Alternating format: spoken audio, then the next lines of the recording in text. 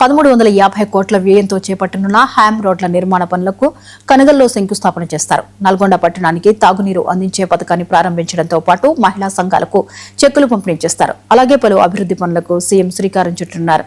అనంతరం నాగార్జున డిగ్రీ కళాశాల మైదానంలో నిర్వహించే బహిరంగ సభలో సీఎం పాల్గొంటారు. రేవంత్ పర్యటన ఏర్పాట్లపై పూర్తి వివరాలు మా సీనియర్ కరెస్పాండెంట్ రామకృష్ణ అందిస్తారు.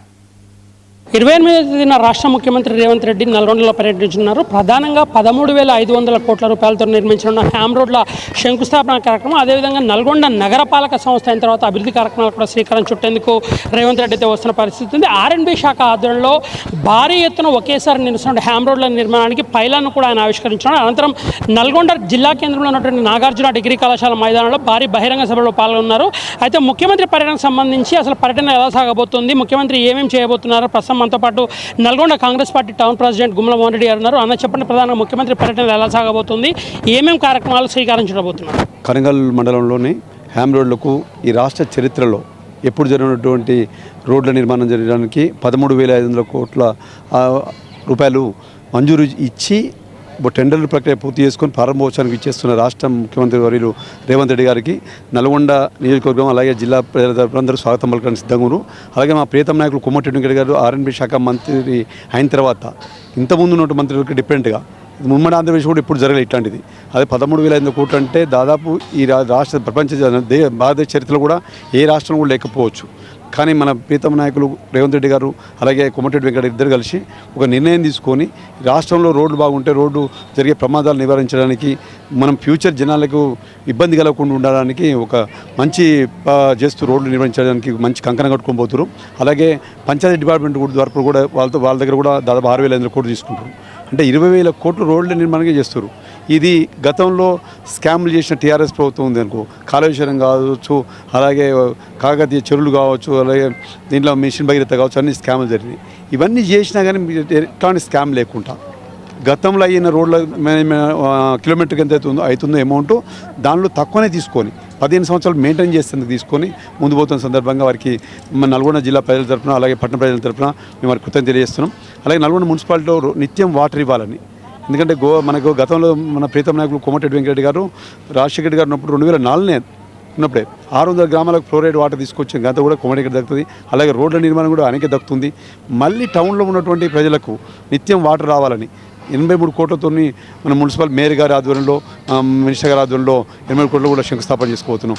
ఇవే కాక మహిళా సంఘాలు బలోపేతం చేయాలని కొన్ని 100 కోట్ల రూపాయలు రేపు వాళ్ళు పంపిణీ చేయబోతున్నారు. అంటే ఇంట్రెస్ట్ లేకుండా. అంటే ఈ కార్యక్రమాలతో పాటు 200 యూనిట్లు కరెంటు కావచ్చు, సన్న బియ్యం కావచ్చు, అలాగే ఇందిరమ్మ ఇండ్లు కావచ్చు.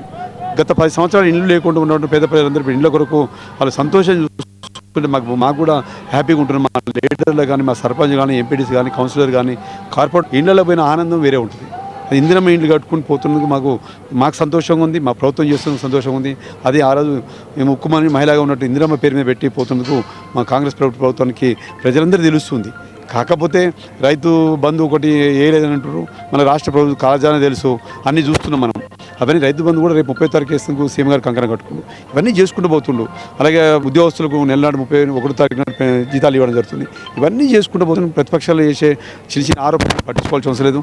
మా కేడర్ ఉత్సాహంగా ఈ భారీ బహిరంగ సభను వర్షాలు వస్తాయని మాకు అపనమ్మకం ఉంటుంటే అభద్రత అని వాతావరణం సహకరిస్తుంది. అయినా కానీ మా మంత్రి గారు జర్మన్ షెడ్ ద్వారా వర్షాలు వచ్చిన మీటింగ్ ఇలాంటి ఇబ్బంది జరగకుండా షెడ్లు వేయడం జరుగుతుంది. ఇవంతా మా నల్గొండ మేయర్ గారు అలాగే మంత్రి గారు మన కార్పొరేట్లు అందరి సహకారంతో మన ముఖ్య నాయకులు అందరూ కలిసి దీన్ని దిగ్విజయం చేస్తే మేము అందరం కంకణం ఉన్న వాతావరణం కనుక జర్మన్ టెంట్ల ద్వారా ఈరోజు సుమారు 1,00,000 మంది తోటి మీటింగ్ ఇక్కడ పెట్టడం జరుగుతుంది. గత 2.5 ఏళ్ల నుంచి బైపాస్ రోడ్ అనుకోండి, యూనివర్సిటీ అనుకోండి, కొత్త యూనివర్సిటీలో కొత్తగా బిల్డింగ్స్, హాస్టల్స్, కొత్త కోర్సెస్, అలాగే హాస్పిటల్స్ అనుకోండి కొత్తగా, ఇవన్నీ చేసుకుంటా సొంత ప్రతీక్ ఫౌండేషన్ ఎన్నో కార్యక్రమాలు చేపట్టాము. అదే ఈ 83 కోట్ల ఈ టఫ్ ద్వారా రేపు 50 ml ప్లాంట్ డైలీ వాటర్ ఇస్తాను. అంటే నల్లగొండ పట్టణంలో రోజు వాటర్ ఇవ్వాలనే గౌరవ మంత్రి గారి సంకల్పం ఏదైతే మన 2023 ఎలక్షన్ చెప్పారో అది పూర్తి చేస్తే అదే నల్గొండ రింగ్ రోడ్ తెస్తాడు. అదే రింగ్ రోడ్ బైపాస్ 565 సగం పూర్తి అవుతుంది.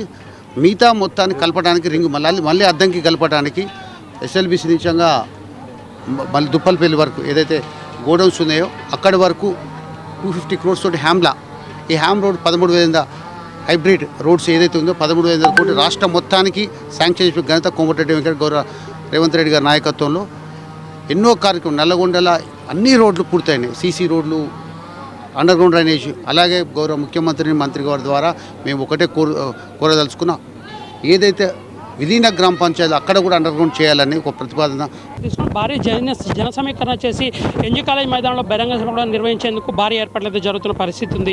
ఇది ముఖ్యమంత్రి పర్యటనకు సంబంధించి నల్గొండలో జరుగుతున్న ఏర్పాట్ల మీద ప్రస్తుతం నెలకొన్న తాజా పరిస్థితి.